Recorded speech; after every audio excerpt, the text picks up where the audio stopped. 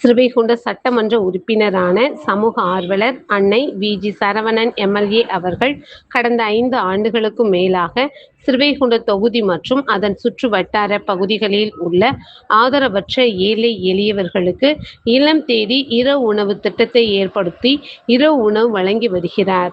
இந்நிலையில் தமிழக வெற்றிக் கழகத்தின் ஐம்பெரும் கொள்கை தலைவர்களுள் ஒருவரான சமூக ஆர்வலர் அஞ்சலையம்மாளை கொள்கை தலைவராக அறிவித்ததன் ஈர்ப்பால் தமிழக வெற்றிக் கழகத்துடன் இணைந்து தமிழக வெற்றிக் கழக தலைவர், தமிழகத்தின் நிரந்தர முதல்வர் திரு சி. ஜோசப் விஜய் அவர்களின் ஆசியுடன் கழக பொதுச் செயலாளர் அண்ணன் புசியன் ஆனந்த் அவர்களின் வழிகாட்டுதலின்படியும் மதிய உணவு மற்றும் இரவு உணவு திட்டத்தை ஏற்படுத்தி உணவு வழங்கி வருகிறார்.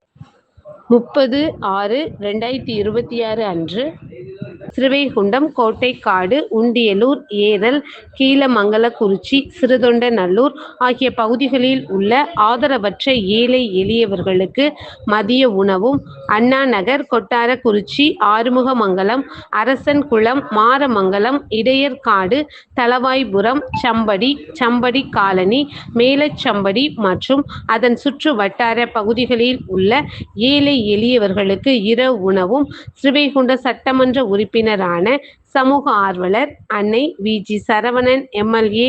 அவர்களின் சார்பில் அன்று 218 நபர்களுக்கு உணவு வழங்கப்பட்டது.